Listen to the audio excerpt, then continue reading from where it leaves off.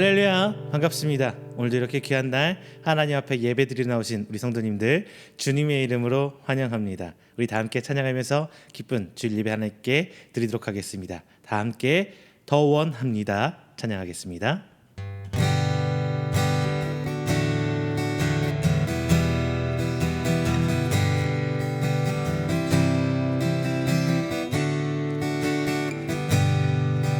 예수 사랑합니다. 예수 사랑합니다. 사랑합니다. 온 마음 다하여 오직 주님 한 분만 간절히 더 원합니다. 예수 사랑합니다. 예수 사랑합니다. 사랑합니다. 온 마음 다하여 오직 주님 한 분만 간절히 더 원합니다. 넘쳐나네 넘쳐나네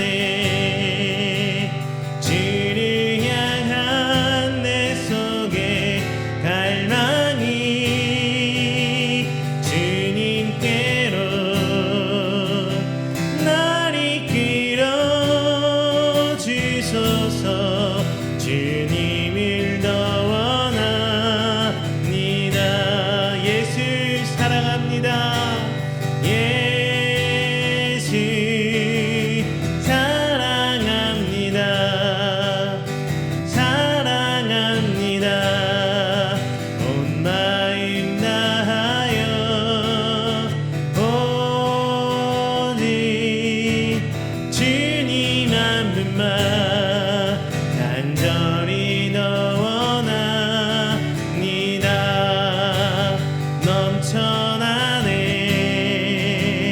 넘쳐나네 주를 향한 내 속에 갈망이 주님께로 날 이끌어 주소서. 주님을 더 원합니다. 넘쳐나네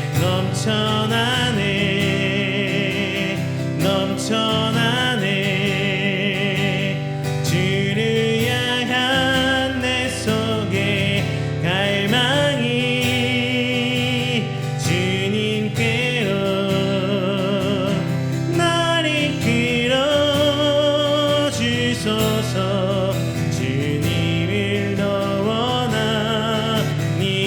넘쳐나네 주를 향한 내 속에 갈망이 주님께로 날 이끌어 주소서. 주님을 더 원합니다.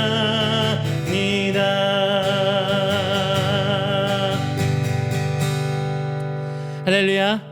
오늘 이 시간에는 우리 함께 드리는 이 예배를 위해서 다 함께 기도하는 시간 갖도록 하겠습니다. 하나님, 우리의 예배를 받아주시옵소서. 우리의 찬양 속에, 우리의 기도 속에 하나님 거하시고 역사하여 주시옵소서. 선포되는 말씀을 통하여 회복되게 해주시고 우리가 이 땅 가운데 하나님의 성도로 든든히 서갈 수 있도록 주님 새 힘 허락하여 주시옵소서. 또 마지막으로 질병과 전쟁 속에 힘들어하는 그 생명들 주님 긍휼히 여기시고 그들 가운데 주님을 향한 내일을 위한 새 희망과 기대를 갖게 하여 주시옵소서라고 우리 다 함께 기도하도록 하겠습니다. 기도합니다. 사랑과 은혜가 충만하신 내 주 여호와 하나님 아버지 감사 영광 돌립니다. 하나님을 부름받은 귀한 성도들 나와 주님을 찬양합니다. 하나님을 예배합니다. 주님 이 예배를 통하여 주님 불로 영광 받아주시사 오직 주님만 붙들고 나아가는 하나님의 귀한 성도 하나님 예수 그리스도의 제자 될 수 있도록 오늘 시간 붙들어 주시옵소서. 간절히 하나님 앞에 기도합니다. 이 예배의 시간을 통하여 우리 마음을 열어 주시옵소서. 이 시간을 통하여 오직 하나님만 바라고 나아가는 귀한 시간 될 수 있도록 주님 인도하여 주시옵소서. 오직 주를 향해 바라보길 원합니다.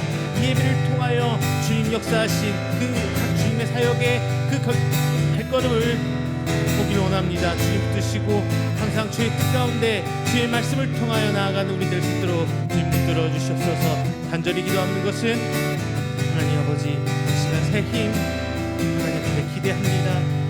비록 우리가 각기 다른 장소와 각기 다른 시간을 통해 하나님께 나오지만 하나님을 열어주시고 하나님 역사하시는 주님의 임재의 자리가 오늘 예배드리는 이 시간과 그 장소 될 수 있도록 주님 붙들어 주시옵소서. 오직 주를 향한 나가는 저희들의 모습을 통하여 주님을 받아 주시옵소서. 또한 하나님 이 시간에도 코로나라는 질병을 통해서 아파하는 주의 성도들이 있습니다. 혹은 코로나 상황 속에서 어려워하는 하나님의 성도들이 있습니다. 그 생명도 붙들어 주시고 그 가운데서 어려움 가운데서도 주를 향한 믿음을 잃지 않게 해주시며 오직 하나님 주시는 그 은혜로 붙들며 살아가는 하나님의 성도, 이 땅의 것이 아니라 천국의 것을 소망하고 천국 산걸 바라보는 귀한 성도들 주님 아버지 붙들어 주시옵소서. 또한 이 땅에 여전히 전쟁의 총칼 앞에 두려워 떠는 죽음 앞에 서 있는 생명들도 있습니다.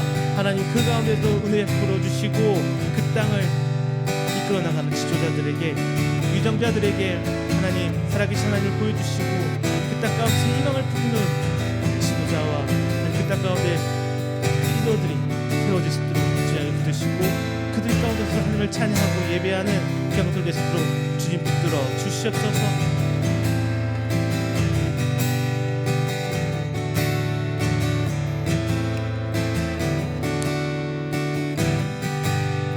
오늘 이곳에 계신 성령님 찬양합니다.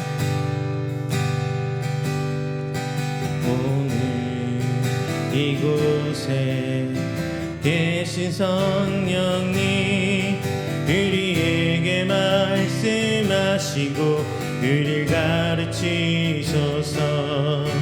낯이 우리만 열어주시고 주의 빛으로 밝혀 우리를 인도하소서. 주님보다 앞서지 않고 겸손하게 주님의 말씀 기다리니 주님 손에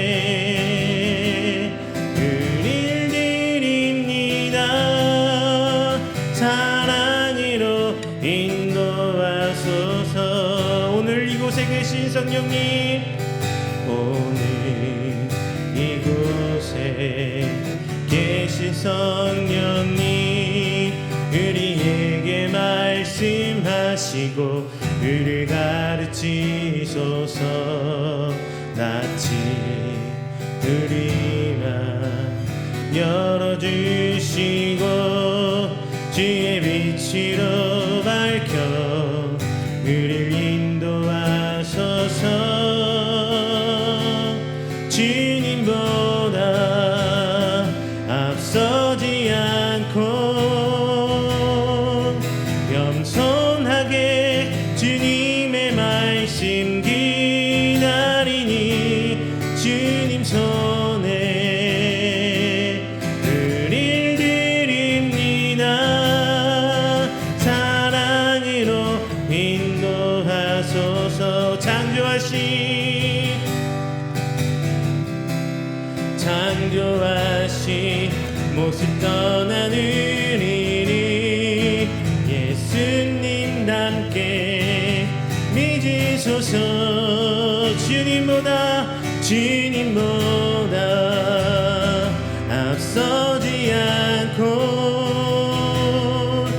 겸손하게 주님의 말씀 기다리니 주님 손에 우릴 드립니다.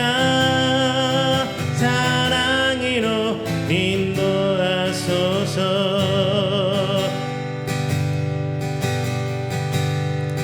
이곳에서 다 함께 찬양합니다. 모두 나와 주 경배하네. 인도하신 부르심 따라 은혜의 힘과 계획을 내려놓고 주님만 바라보네. 생명 주신 주리와 함께 허물과 죄 고백함으로 주님의 얼굴 전심으로 구할 때 주님이 응답하시네. 이곳에서 주님을 예배하네. 여기까지 우리를 인도하셨네. 주의 크신 능력 우리 붙드셨네. 주님 앞에 나올 때 이곳에서 우리는 예배하네. 행하실 일 다 함께 노래하네. 우리를 들이키시는 주의 계획 이곳에 세우셨네. 우리를 위해 모두 나와 주 경배하네. 인도하신 부르심 따라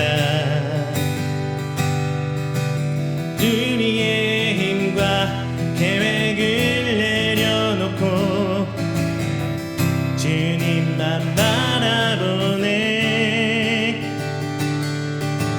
생명 주신 주리와 함께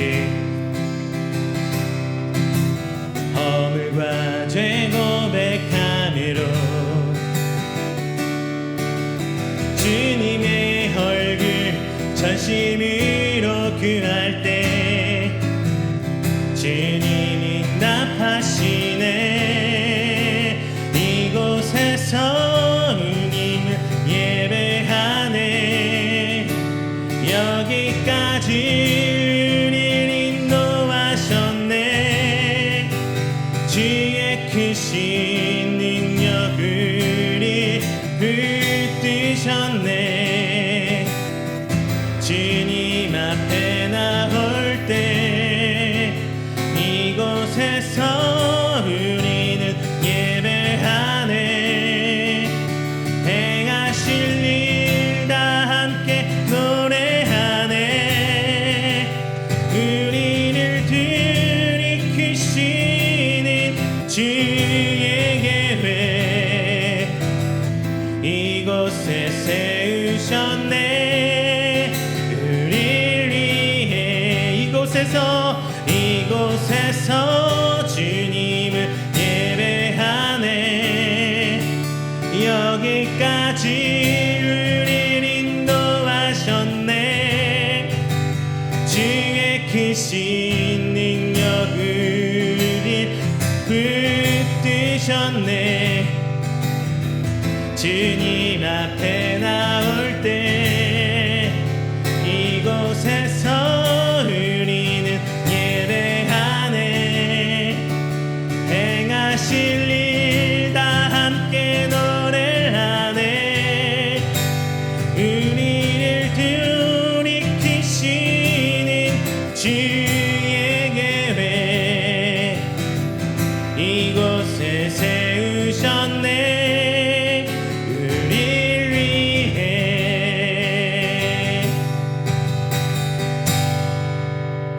할렐루야. 우리 시간에는 다 함께 조용하게 기도하면서 우리가 드리는 예배를 준비하도록 하겠습니다. 다 함께 기도합니다.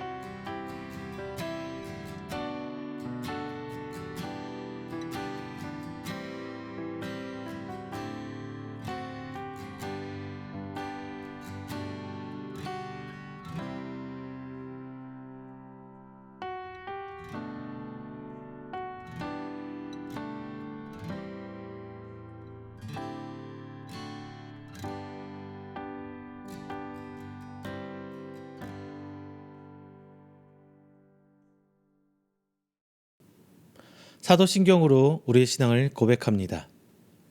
전능하사 천지를 만드신 하나님 아버지를 내가 믿사오며 그 외아들 우리 주 예수 그리스도를 믿사오니 이는 성령으로 잉태하사 동정녀 마리아에게 나시고 본디오 빌라도에게 고난을 받으사 십자가에 못 박혀 죽으시고 장사한 지 사흘 만에 죽은 자 가운데서 다시 살아나시며 하늘에 오르사 전능하신 하나님 우편에 앉아 계시다가 저리로서 산자와 죽은 자를 심판하러 오시리라.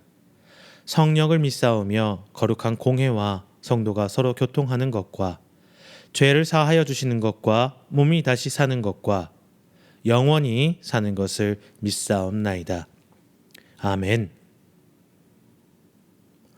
교독문 30번 시편 67편 함께 교독하겠습니다.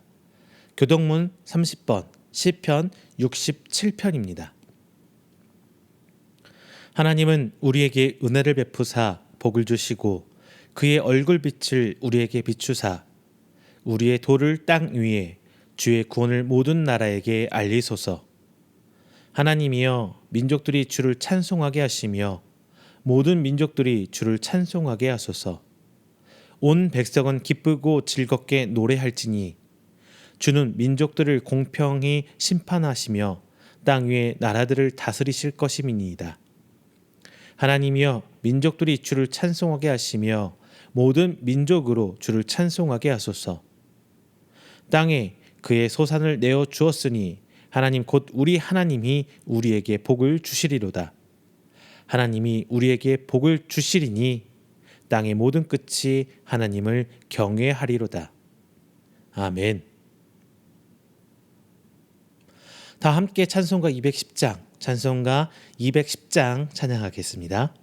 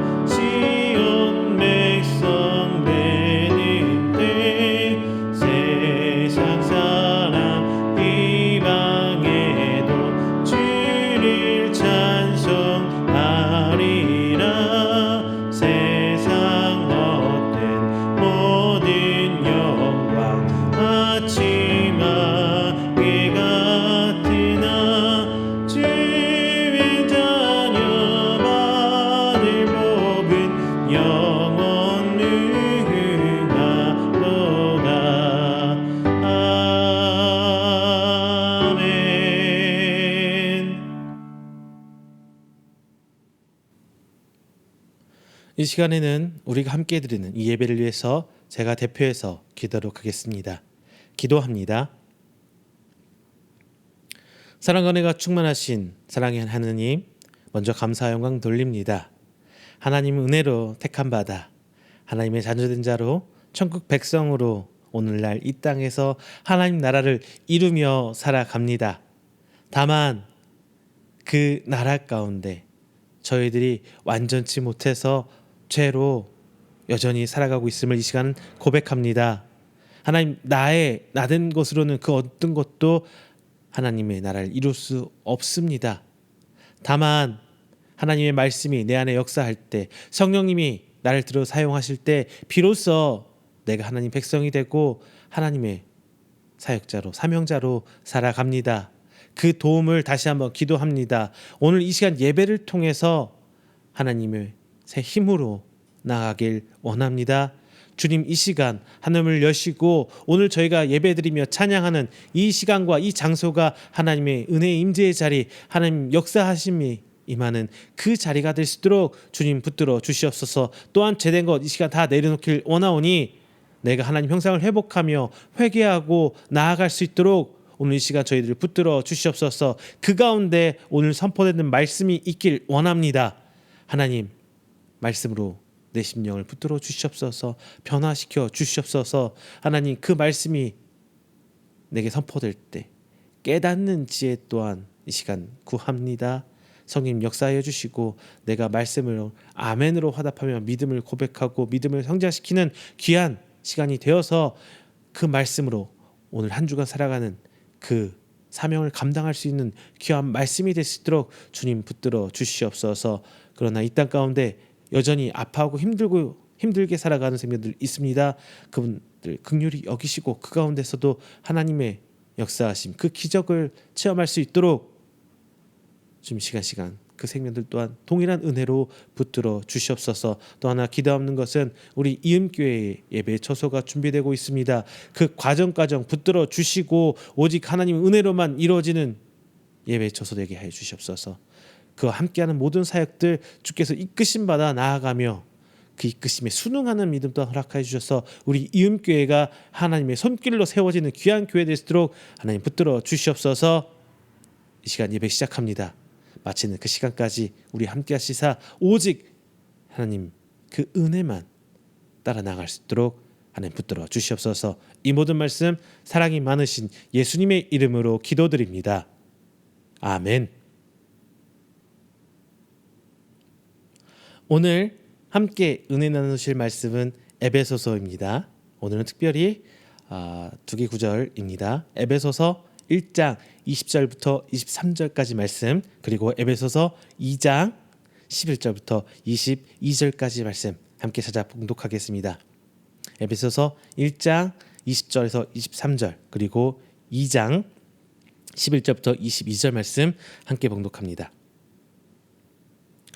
그의 능력이 그리스도 안에서 역사하사 죽은 자들 가운데서 다시 살리시고 하늘에서 자기의 오른편에 앉히사 모든 통치와 권세와 능력과 주권과 이 세상뿐 아니라 모든 세상에 일컫는 모든 이름 위에 뛰어나게 하시고 또 만물을 그 발 아래에 복종하게 하시고 그를 만물 위에 교회의 머리로 삼으셨느니라. 교회는 그의 몸이니 만물 안에서 만물을 충만하게 하시는 이에 충만함이니라.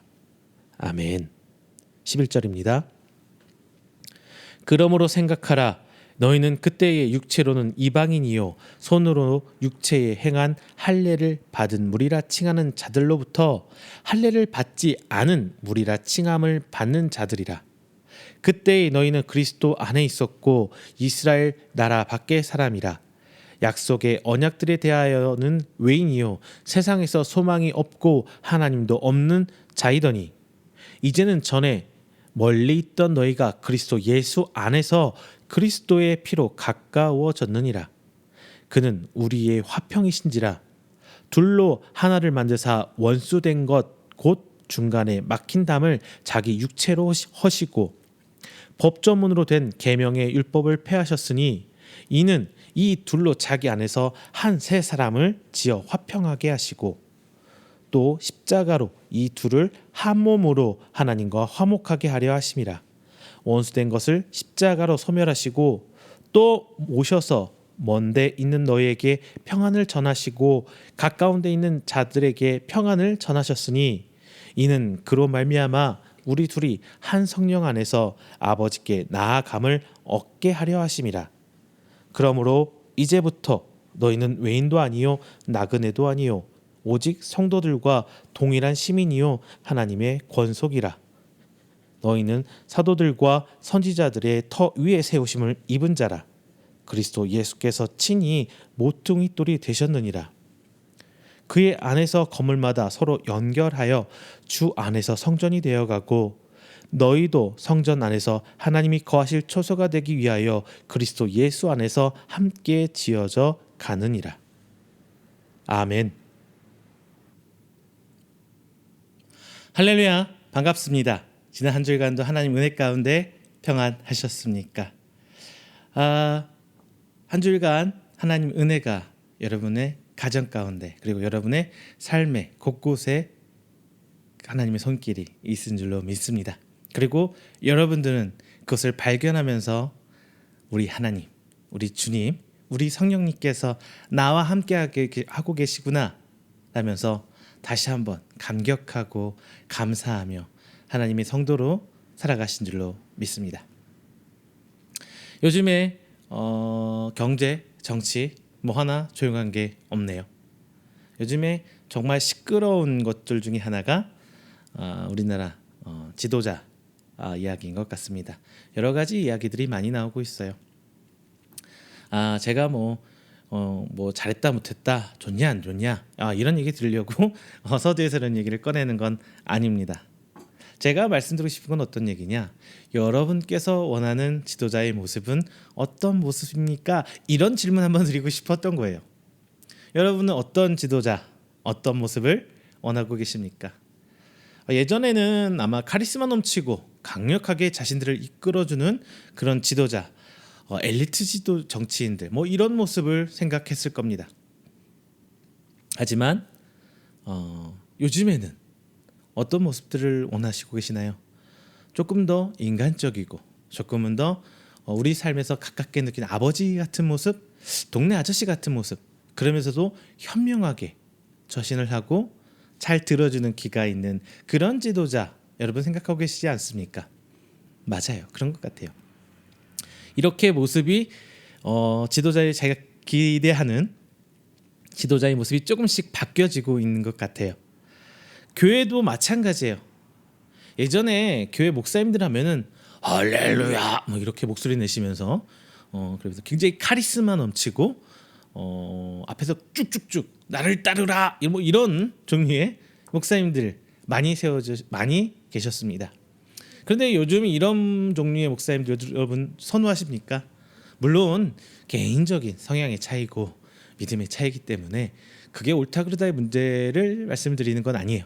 다만 요즘에 많은 분들이 이제 그런 카리스마 넘치는 목회자보다는 조금 더 다정다감하고 사랑 넘치고 나의 얘기를 들어주고 함께 생각할 수 있는 이런 지도자, 이런 목사님들 생각하지 않습니까?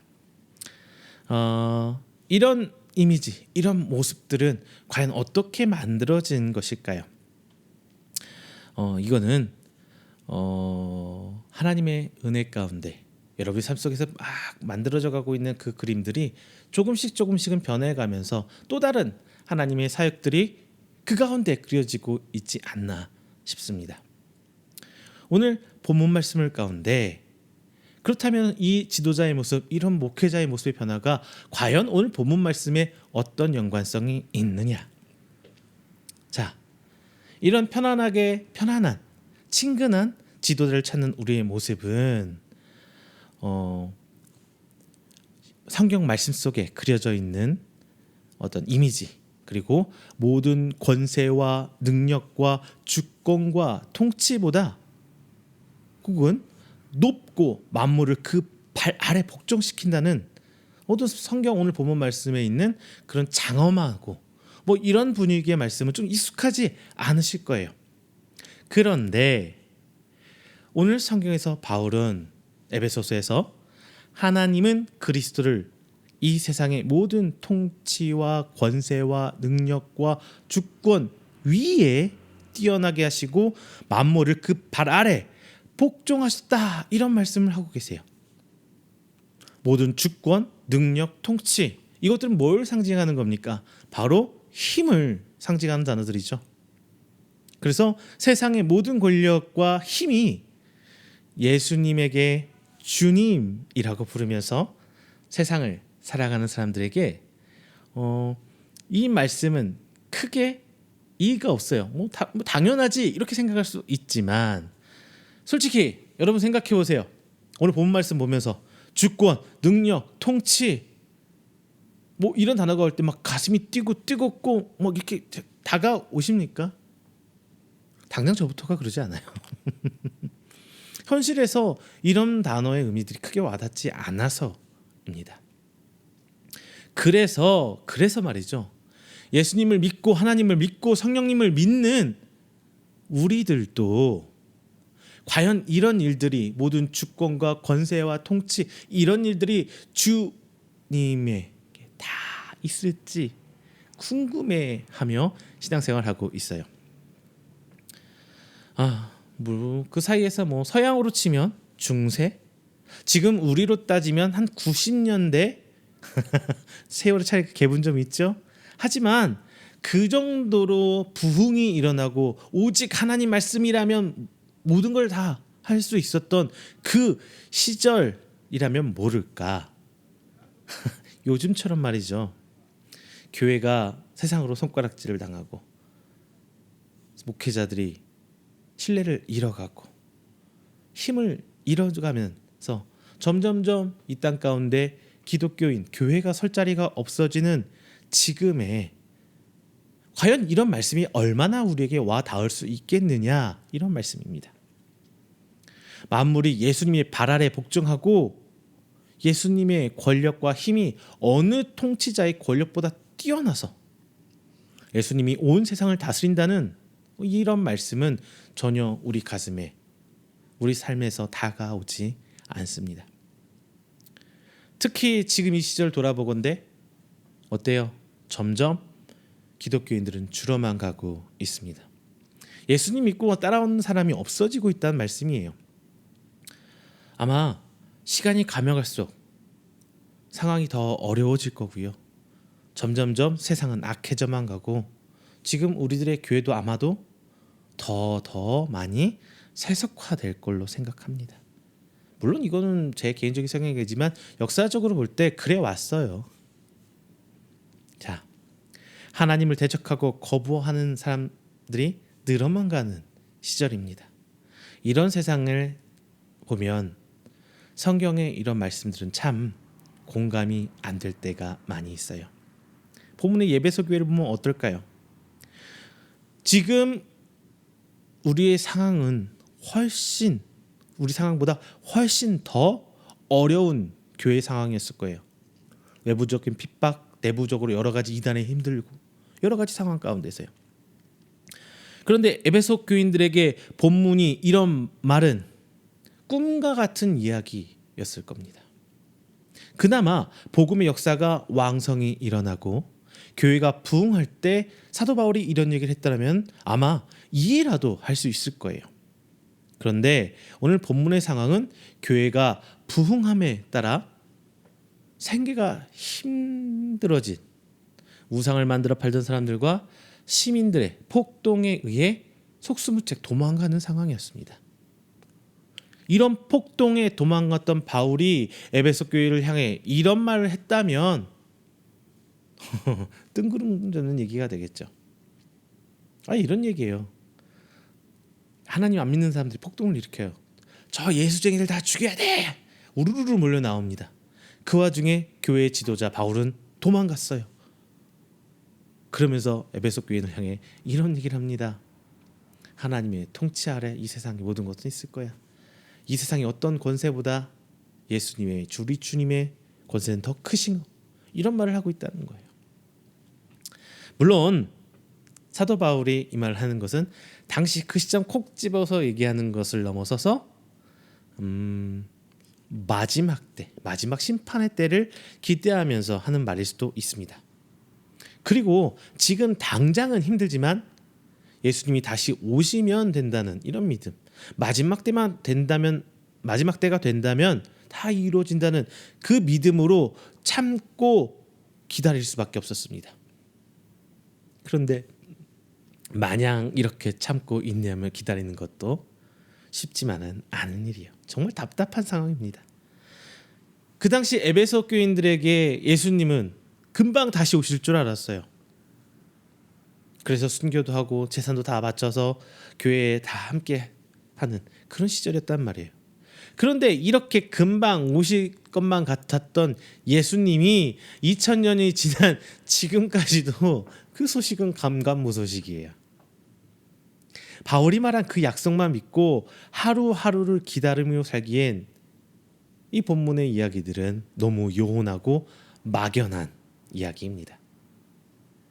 오늘 말씀을 나누면서 정말 바울이 말한 모든 능력과 권세와 통치가 예수님의 발 앞에 무릎을 꿇게 되리라는 약속은 주님이 다시 오실 때여야 일어날 일이지 지금 우리에게 일어날 일이 아닐까요? 자, 오늘 말씀의 제목 무엇입니까? 주님의 통치는 회복입니다. 입니다.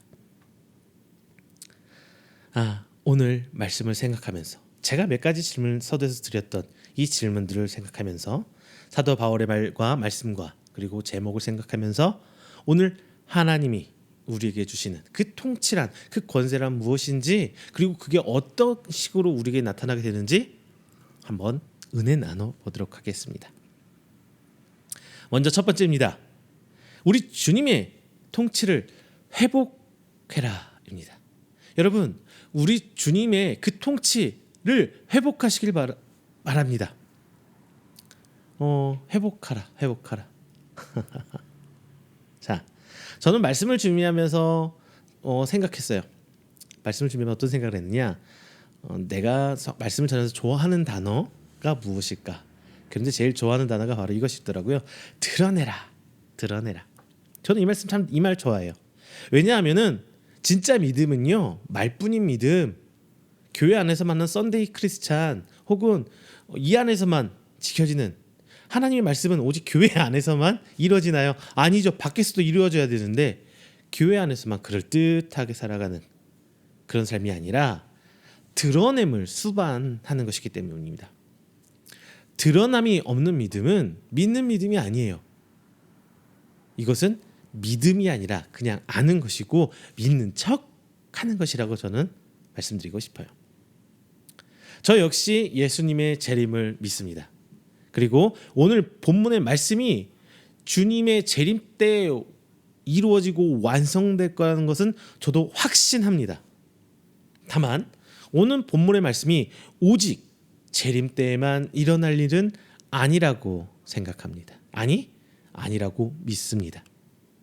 예수님은 이 세상에 천국에 대해 말씀하시면서 하나님 나라가 이미 임했다라고 단언하시고 선포하셨습니다. 다만 예수님께서 다시 오실 때까지는 이 통치와 다스림이 온전히 완성되지 않았을 뿐입니다.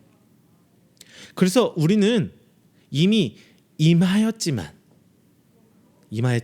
아직은 완성되지 않은 하나님 나라의 긴장된 상태, 막 이루어지고 있고 막 나아가고 있는 그 상태에서 살아갑니다.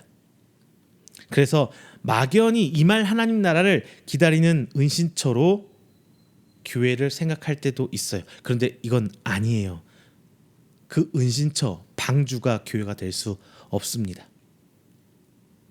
본문은 이미 임했지만 아직 완성되지 않은 하나님 나라의 긴장 상태로 살아가는 성도들의 삶과 사명을 이야기하고 있는 거예요. 특히 교회는 이 긴장 상태에서 사는 성도들이 사명을 다하게 하려고 하나님이 세우신 것임을 강조하고 있는 것입니다. 따라서 본문은 종말을 때가 아니라 지금 살아가는 교회와 성도들에 대한 이야기를 우리에게 들려주고 있는 것입니다. 본문은 이런 완성된 통치가 언제 일어날지에 대해서 말하기보다 어디에서 일어날까라고 얘기를 하고 있어요. 언제가 아니라 어디라는 장소에 대해서 더 집중하고 있어요. 이 일은 성도의 삶에서 일어나야 하고 성도의 공동체인 교회에서 일어나야 됩니다. 23절 이렇게 말씀합니다. 1장 23절이에요. 교회는 그의 몸이니 만물 안에서 만물을 충만하게 하시는 이의 충만함이라. 여러분, 뭐 충만하게 하시는 이의 충만함이라. 뭐 이 말씀 무슨 뜻일까요? 무슨 뜻일까요? 만물을 충만하게 하시는 분, 즉 이 세상에 있는 모든 것을 내 것이라고 할 수 있는 분은 바로 하나님, 예수님, 성령님이죠. 삼위 하나님입니다. 하지만 불완전한 통치가 이루어지는 지금 오늘날 그리스도의 예수님의 통치와 다스림이 온전히 드러나서 예수님이, 우리 주님이 내 것이야 라고 말씀하시면 모두가 아멘으로 화답할 수 있는 것은 어디예요? 오직 교회뿐입니다. 아무도 그 얘기를 믿지 않을 거예요. 오직 교회 구성원, 우리 성도들만 거기에 아멘으로 화답할 수 있을 거예요. 그래서 만물을 충만하게 하시는 분이 충만할 곳은 교회라고 본절에서 이야기하고 있는 거예요. 하지만 우리는 착각하는 게 있어요. 하나님의 나라라고 하니까 우리가 지금 생각하는 국가, 대한민국, 미국, 중국 이런 나라라고 생각하는 거예요. 이 모든 통치가 현재 모든 나라를 다스려야 한다는 생각입니다. 여러분 그렇게 하잖아요. 지금은 하나님 나라가 다 이루어진 게 아니야. 왜? 믿는 사람들만 여기 조금 있고 안 믿는 사람들 속에서 우리가 살아가잖아. 세상 권세 잡은, 공중 권세 잡은 세상 그 사이에서 우리가 살아가잖아. 이렇게 생각하고 있잖아요. 하지만 정확하게 오늘 본문을 통해 볼 때 하나님 말씀, 그 하나님 나라를 교회라고 한정짓고 있어요. 그걸 알아셔야 돼요. 물론 예수님께서 모든 만물의 주인이시지만 아직 세상은 인정하지 않은 상태입니다. 그럴 수 있어요. 하지만 예수님이 다시 오셔서 영광을 드러낼 때, 하늘로 올라가신 그 모습 그대로 다시 내려와서 심판의 때가 이르렀을 때는 세상은 그것을 인정하지 않을 수 없을 겁니다. 다만 그때까지 그리스도의 주되심을 선포하고 드러내도록 하나님이 세우신 것이 바로 교회입니다. 하나님 말씀과 진리가 세워지고 그 가운데 하나님의 통치와 권세가 세워질 수 있는 곳이 바로 교회란 말입니다. 그래서 우리가 가슴 아파하고 책임을 느끼고 기도해야 하는 것이 세상의 타락이 아니라 교회의 타락입니다. 교회는 지금 유일하게 그리스도께서 주인됨을 선포하실 때에 아멘으로 화답할 수 있는 곳이라고 제가 말씀드렸습니다. 그래서 세상이 아무리 타락해도, 세상이 아무리 자기중심적이어도 교회는 그리스도를 주권자로, 왕으로 인정해야 합니다. 교회만큼은요, 우리만큼은요, 그리스도의 주되심 앞에 겸손하게 낮아져야 되고 머리 조아려야 하는 것이에요. 그런데 교회가 변질됩니다. 그리고 성도가 변질됩니다.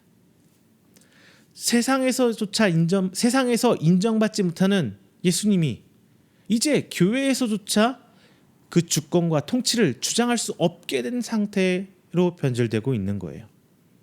교회에서도 돈 있는 사람이, 힘 있는 사람이 높아지고 있습니다.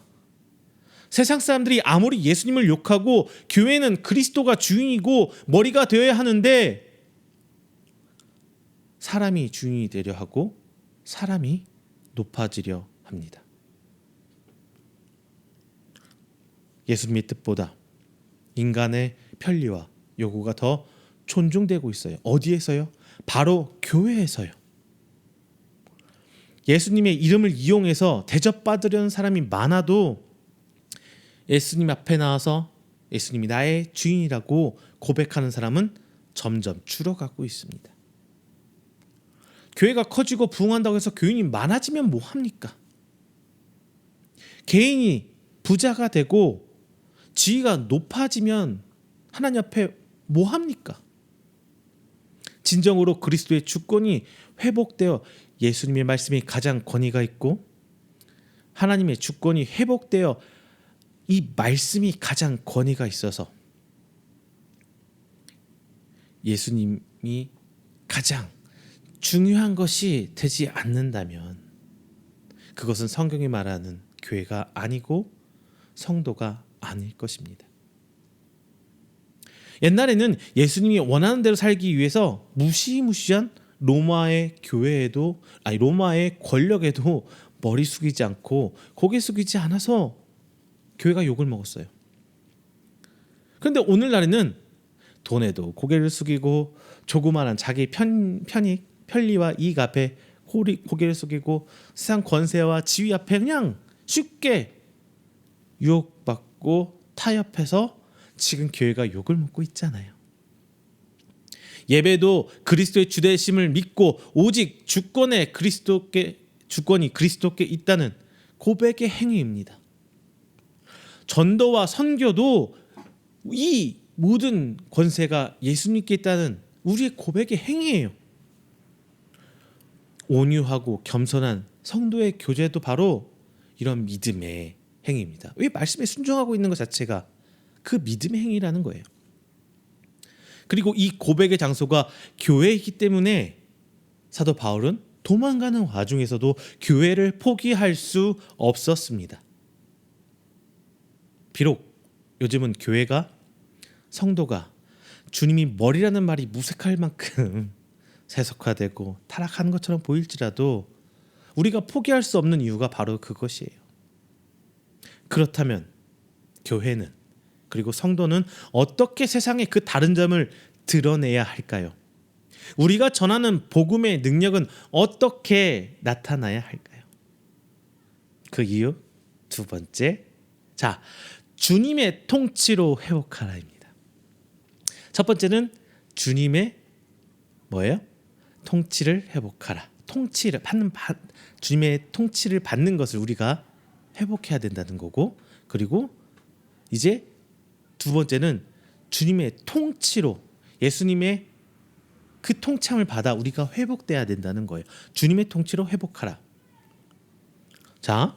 복음은요, 하나님이 인간을 찾아와서 화해를 청한 아주 중요한 말씀이에요. 그 소리예요. 그런데 하나님은 자신의 아들 예수님을 죽게 하심으로 우리와 화목을 이뤘다는 말씀은 어때요? 머리는 알겠죠? 하나님이 그 독생자 아들을 이 땅에 보내셔서 고난받으시고 죽게 하셨던 하나님 스스로 말이죠. 그 머리로 알겠어요. 근데 이 말씀이 과연 우리 온몸을 짜릿짜릿하게 막 소름 돋게 하고 닭살 돋게 할 만큼 전율하는 그 감동으로 다가오지는 않아요. 어떻게 하면 좀 더 생생하게 그 사건을 우리가 받아들일 수 있을까요? 어떤 사람이 과연 이 예수님의 죽기까지 한 사랑, 하나님의 자기 독생자마저 내놓을 수 있는 그 사랑을, 그 사랑의 위대함을 느낄 수 있을까요? 과거 교회는 이 복음의 능력을 경험할 수 있는 길로 두 가지를 제시해 왔어요. 먼저 하나는 특별한 체험이에요. 특별한 체험. 그리고 또 하나는 부흥과 성장을 그 하나님의 은혜로 하나님의 응답으로 제시해 왔습니다. 그런데 말이죠, 이 두 가지는 성경 안에서, 복음 안에서 우리가 추구해야 하는 궁극적인 모습이 될 수 없습니다. 우리가 이 복음의 능력을 증거하고 사람들이 복음의 능력을 경험할 수 있는 길은 전혀 다른 가치관으로 사람을 대하고, 그래서 용서와 포용으로 우리의 삶을 보여주는 거예요. 나 진짜로 이렇게 살고 있는 거야. 봐봐, 나 저 사람들 용서하고 있잖아. 봐봐, 너네들 이해 안 되는데 난 이해가 되는데. 쉽게 말하면 이렇다는 겁니다. 이런 삶이 바로 복음의 능력이에요. 지금 교회가 세상의 비난을 받는 것은 나쁜 짓을 해서가 아니에요. 교회가 무슨 나쁜 짓을 했어요? 여러분 이렇게 말하면은 많이 예를 들 수 있겠죠. 교회 세습화, 그리고 재정적인 여러 가지 문제들, 목회자의 여러 가지 문제들 다 들 수가 있어요. 그런데 그 정도 문제, 물론 교회니까 손을 받은 거지만 일반적으로 사회 안에서, 기업 안에서 그런 일 일어나나요? 똑같죠. 똑같아요. 교회가 뭔가 정말 죽일 만큼 이제 무슨 나쁜 짓을 해서 욕먹는 거 아니에요. 그럼 왜 욕먹냐? 교회는 달라야 하는데 다르지 않아서 욕먹는 거예요. 무슨 나쁜 짓을 해서가 아니라 다르지 않아서 지금 교회가 욕을 먹고 있는 거예요. 손가락질 밟고 있는 겁니다. 하나님이 온 우주의 주인입니다 라고 매 주일날마다 인정하고 고백한다고 해요. 하나님이 영원한 나라를 기업으로 주셨습니다 라고 매 주일날 고백을 합니다. 어떤 식으로? 실튼좋든 사도신경하고 주기도만 하게 돼 있어요. 그 실튼좋든 사도신경 주기도만 하면 하게 돼 있어요. 자, 이렇게 고백을 하면서 작은 것 하나도 뺏기지 않고 손해 안 보려고 안간 힘을 쓰고 욕심을 부리는 지금 우리의 모습이 바로 그런 모습이 아닐까 싶습니다. 세상 사람들은 다 그럴 수 있어요. 그것을 목표로 살아가는 사람들이 바로 세상 사람들이잖아요. 안 믿는 사람들이 바로 그것이 목표잖아요. 그런데 우리는, 교회는 달라야 해요. 우리는 그게 목표가 아니거든요.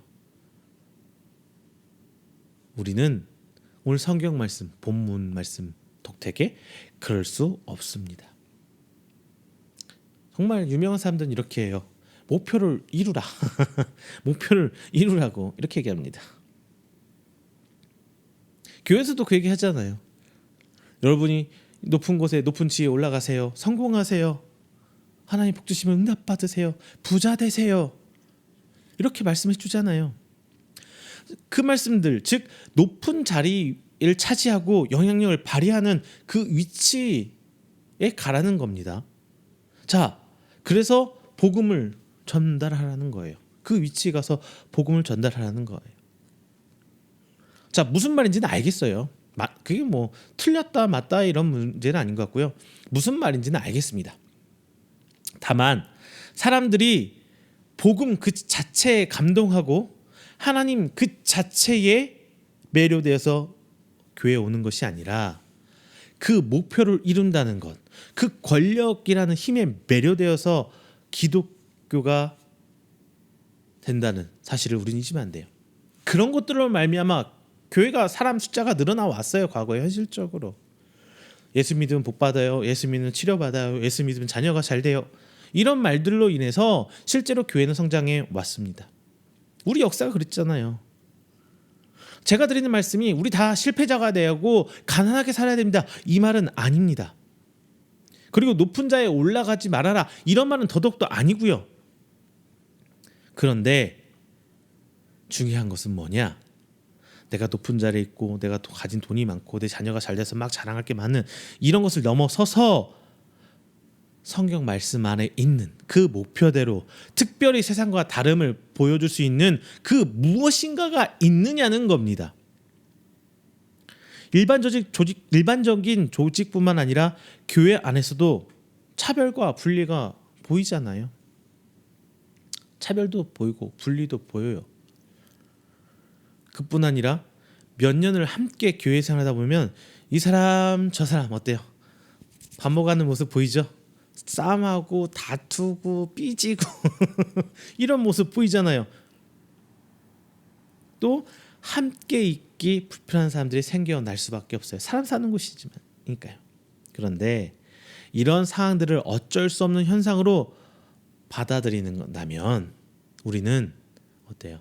복음의 능력, 하나님의 나라를 너무 과소평가하는 게 아닐까 싶습니다. 바울의 요구와 기대는 지금 제가 교회에 기대하는 것보다 훨씬 더 무모하고 말도 안 되는 것들이었습니다. 어떻게 유대인이 이방인과 하나가 될 수 있어요? 그 당시에 사회적 분위기로 볼 때 이건 불가능한 얘기예요. 어떻게 남자와 여자가 한 가정을 이루는 부부를 넘는데 어떻게 남자 여자가 하나 될 수 있습니까? 또 종과 그 주인이 어떻게 하나가 될 수 있을까요? 이것은 불가능한 일이었어요. 그리고 사회적으로 불의한 일, 즉 나쁜 일이었어요. 이게 된다면은 다 손가락질하고 욕할 수밖에 없는 그런 상황이었어요. 유대인과 이방인 관계 한번 생각해 볼게요. 다 아시다시피 유대인과 이방인은 섞일 수 없어요. 물과 기름 같아요. 지금까지도 진짜 골수 유대인들은요, 이방인하고 한 식탁 앉아서 밥도 안 먹어요. 악수도 하네요. 그런데 이방인들도 복음을 듣고 하나님을 만났습니다. 그리고 변했고 거듭남을 보여줬어요. 물론 유대인들도 하나님과 화목했고 이방인들도 화목했습니다.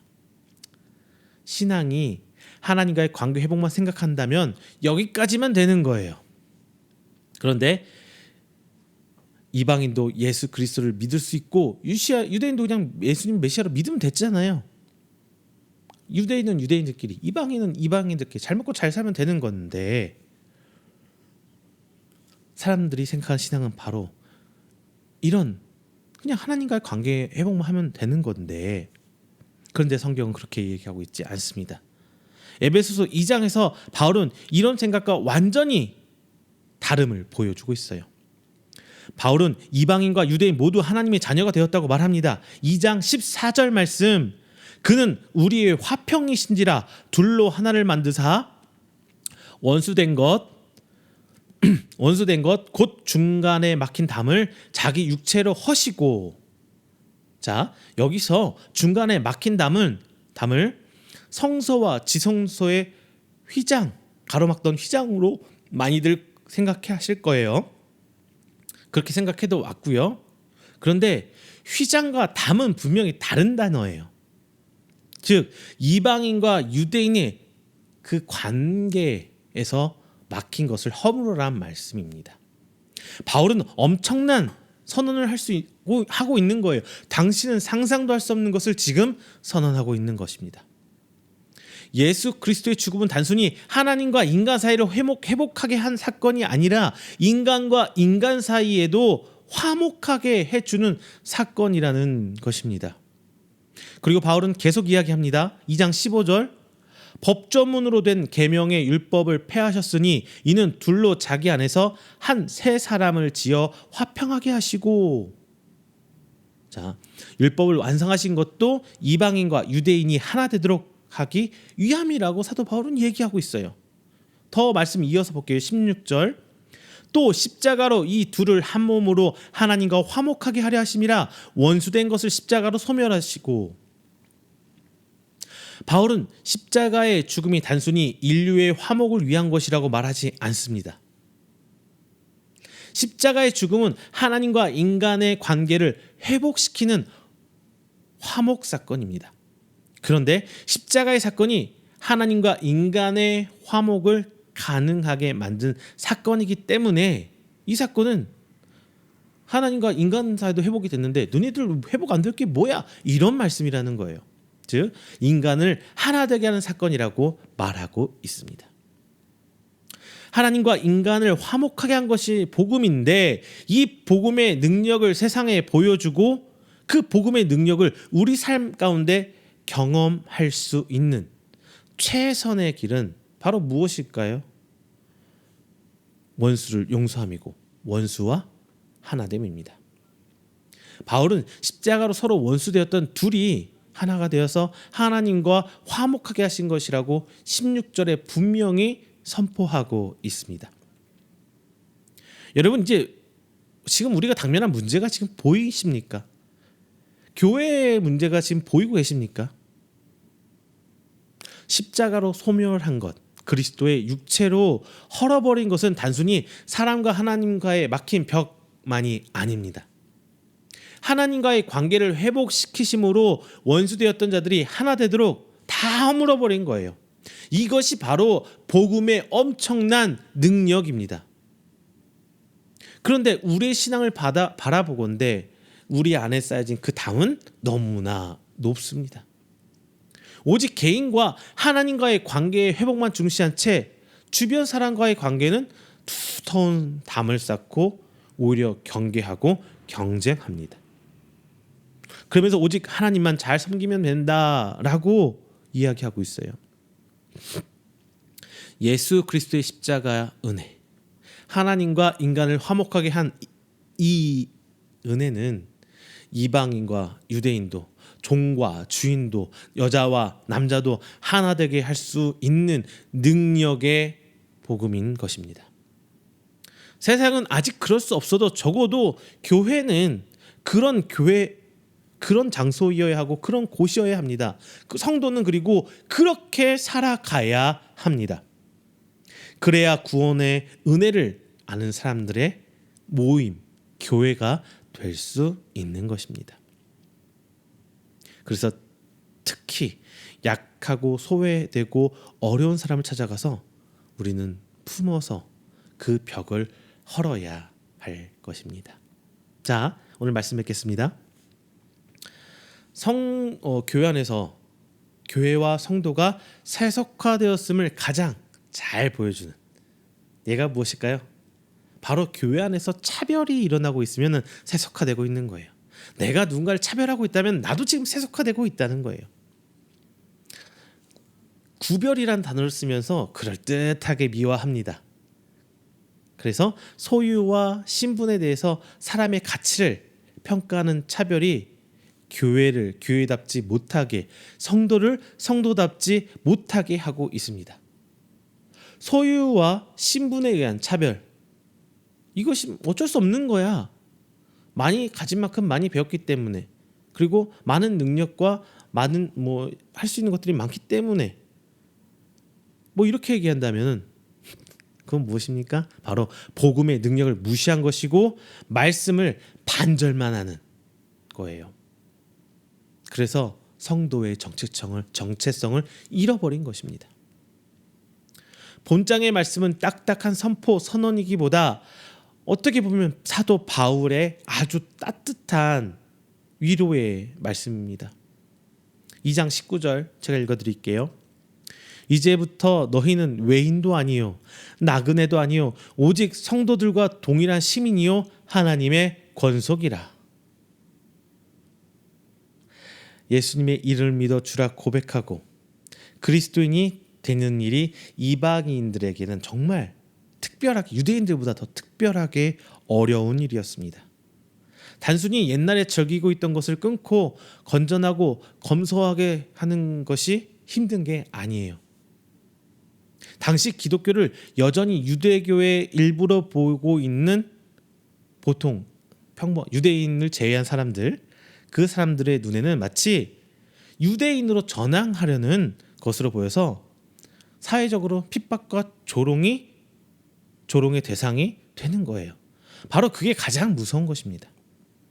그래서 만약 그 핍박과 조롱을 당하게 된다면 사회적으로 여러 가지 불이익도 있고 심지어 핍박까지 받을 수 있다는 것. 그것들이 이방인들 중에 복음을 믿고 개종한 사람들에게 가장 두려운 것이었어요. 사실 에베소라는 도시에서 이방인이 그리스도인이 되어서 유대인과 함께하는 그런 모임에 참석한다는 것은 결코 쉬운 일은 아니었습니다. 하지만 그들은 예수 그리스도의 은혜를 거부할 수 없었습니다. 기쁨과 감사함으로 예수님을 구주로 영접하고 세례까지 받았어요. 예수님을 통해 누리게 될 생명과 자유를 그들은 진심으로 믿고 감사하며 살았습니다. 그래서 교회에 나갔어요. 그런데 교회는, 정확하게는 유대인들은 그 이방인들을 환영하지 않았습니다. 어찌 생각하면 엄청난 희생을 하고 그리스도인이 되었는데 교회에서는 차별을 받았던 거예요. 교회에서도 차별받고 세상 나가서도 차별받고 지금 그런 상황이란 말이에요. 어느 민족이든지 과거의 배경이 어떻든지 오직 그리스도의 은혜로 구원받아서 영생을 얻었다고 했는데 교회에 막상 가고 보니 좀 못난 교인, 열등한 교인 이렇게 취급받았다는 거예요. 이것도 못하고 저것도 못한다고 무시당하고 뒤돌아서 욕을 듣고 있는 바로 그 상황 가운데 이방인들은 주눅들었던 거예요. 그런데 바울이 그 이방인들인데 예수님을 믿게 된 사람들을 향해 이렇게 말합니다. 너희들은 외인도 아니다. 밖에서 온 사람들이 아니야. 우리 가족이야. 나그네도 아니야. 저기 앉아 있는 너네들을 이렇게 하고 있는 그 시민들, 유대인들과 똑같은 시민이야. 그리고 하나님의 자녀이다. 이렇게 말해주고 있는 거예요. 교회가 교회다우려면, 성도가 성도다우려면 세상에 있는 사람들에게 이렇게 말할 수 있어야 합니다. 여기에 복음에 이제 능력이 나타나게 되는 거예요. 바울은 시민이라는 단어를 썼어요. 시민이라고 말합니다. 지금 우리와는 완전히 다른 시민의 개념이에요. 바울은 하나님 나라의 시민이 대단한 것이니까 참으라고 이렇게 위로하지 않아요. 그냥 단순한 동일한 시민, 저들과 너는 똑같은 그냥 하나님의 자녀야라고 말합니다. 그들은 유대인을 보고 믿는 것이 아니라 오직 하나님 나라의 영원한 기업에 대한 시민임을 믿었기 때문이에요. 그래서 위로가 된다는 것입니다. 그리고 권속이라는 단어를 사용합니다. 유대인들의 선민의식을 보면서 그들은 주눅이 들었어요. 그들을 보며 바울은 하나님 마음을 전합니다. 10살에 입양됐든 20살에 입양됐든 그냥 똑같이 입양된 자녀들이야. 더 잘나서 자식이고 못나서 자식이 아니란 게 아니에요. 잘 믿어서 특별히 더 사랑하고 의심이 많아서 뒤로 밀쳐놓는다는 것이 아닙니다. 말 안 들은 것이 똑같이 속상해하고 일이 잘 안 풀리면 걱정되고 아프면 대신 아프길 바라는 똑같은 부모의 마음입니다. 바울이 이방인에게 너희도 하나님 권속이야 라고 한 것은, 이 말은 하나님이 그들에게 너도 똑같은 내 자식이야 이런 말이라는 거예요. 이제 바울은 마지막으로 20에서 22절에서 하나님이 거하시는 거룩한 성전을 이야기합니다. 유대인에게 성전이란 하나님이 거하시는 곳으로 생각했어요. 성전 구경도 못한 이방인들에 비해 유대인들에게 이 성전은 엄청나게 특별한 곳이잖아요. 그런데 바울은 예수님이 모퉁이 돌이 되어주셔서 서로를 연결해 준다고 말해주고 있어요. 즉 믿음은 그리스도와 연결되어서 믿는 사람들이 모두 다 성전이 되었다는 거예요. 모퉁이 돌 대신 예수님과 연결이 되어 있으면은 하나님이 그 안에서 다 거하해 주신다는 바로 그 말씀입니다. 지금도 예루살렘 성전에는 아무나 들어갈 수 없어요. 아무 곳이나 또 갈 수 없어요. 하지만 예수님께서 친히 모퉁이 돌 되셔서 믿는 모든 사람들에게 진정한 의미의 성전이 바로 하나님이 함께 하시는 그 성전이 될 수 있습니다. 우리의 연약과 죄도 불구하고 우리가 그리스도 안에 있으면 바로 그 예수님 때문에 하나님의 성전됨을 우리는 믿어야 합니다. 우리의 거룩함과 깨끗함으로 하나님의 성전되는 것이 아니라 우리가 그리스도 안에 있기 때문에 성전이 되는 것입니다. 우리가 그렇다면 다른 사람도 그런 거예요. 우리는 그리스도 안에 있어서 성전이지만 다른 사람들은 거룩하고 청결하지 못해서 성전이 될 수 없다고 이런 식의 차별을 한다면 안 돼요. 교회에서 범할 수 있는 가장 큰 죄 중에 하나가 차별입니다. 믿음에 의한 차별, 소유와 신분에 의한 차별, 이런 것들 말이에요.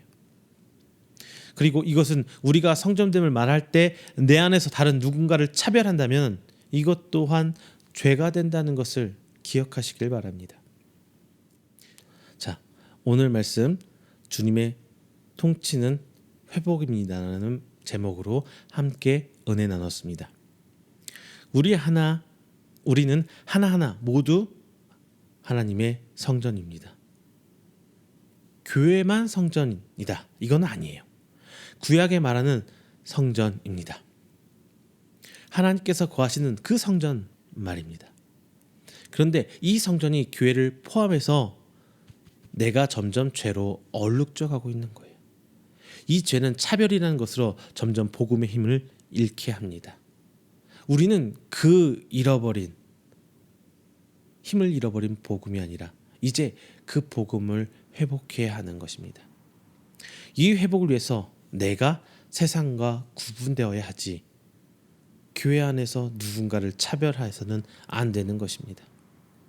예수 그리스도께서 친히 모퉁이 돌 되신 그 성전을 차별로 무너뜨리지 말고 온전한 복음의 능력으로 회복하는 여러분들 되시기를 주님의 이름으로 축원합니다. 다 함께 기도합니다. 사랑과 은혜가 충만하신 하나님 아버지, 감사 영광 돌립니다. 오늘 귀한 말씀 함께 나눴습니다. 하나님 말씀을 통하여 저희들이 변화하고 회복되게 해 주시옵소서. 주님의 통치를 먼저 회복되길 원합니다. 그리고 그 회복된 통치가 나를 회복시키길 원합니다. 내 가운데 차별이 아니라 누군가를 받아들이고 이해하고 용서하는 회복할 수 있는 그 첫 발걸음을 떼어서 이 세상과 똑같음이 아니라 다름을 보여주고 오히려 복음의 능력이 나를 향해 드러낼 수 있는 저희들 될수록 주님 아버지 붙들어 주시옵소서. 이 모든 말씀 살아계신 예수 그리스도의 이름으로 기도드립니다. 아멘. 다 함께 찬송가 341장 하시면서 준비하신 예물 하나님께 봉헌하도록 하겠습니다. 찬송가 341장입니다.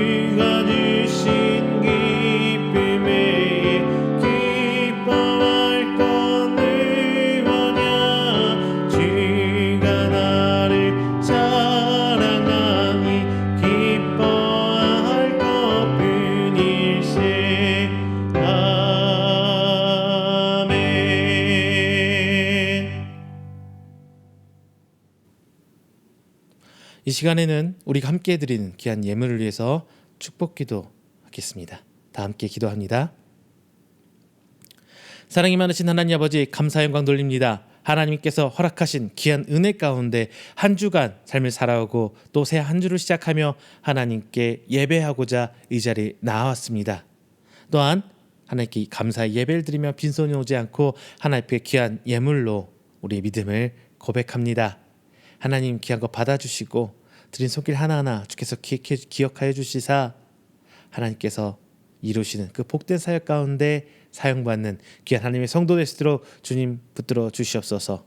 더욱 기도하는 것은 우리 귀한 것 드린 성도들 쓰고 남아드리는 것이 아니라 하나님 주신 은혜에 감사하며 저희들의 신앙을 하나님께 고백하는 것이오니 이 예물들이 2렙돈 되어 하나님 앞에 귀히 사용받아 30배, 60배, 100배로 하나님의 사역의 결실로 맺어질 수 있도록 하나님께서 축복하여 주시옵소서. 하나님 앞에 11조의 예물 드립니다. 감사의 예물 또한 드립니다. 그리고 선교의 예물로 저희 이음교회를 돕고 함께 합니다. 주님 그 손길 하나하나 기억하여 주시옵소서. 오늘 특별히 기도하는 것은 힘듦에도 어려움에도 하나님 된 저희 이음길을 돕는 성도들을 위해 그리고 기관을 위해 기도합니다. 주님 함께 하시고 더 큰 은혜를 함께 하시사 그들 가운데서도 물질적 풍요로움 또한 허락하여 주셔서 더욱이 더욱 저들이 하나님 앞에 충성하며 하나님의 교회를 세워나갈 수 있도록 주님 붙들어 주시옵소서. 예수님 이름으로 축복하며 기도드립니다. 아멘. 찬송가 29장 하시고 축도로 오늘 예배 마치도록 하겠습니다. 찬송가 29장입니다.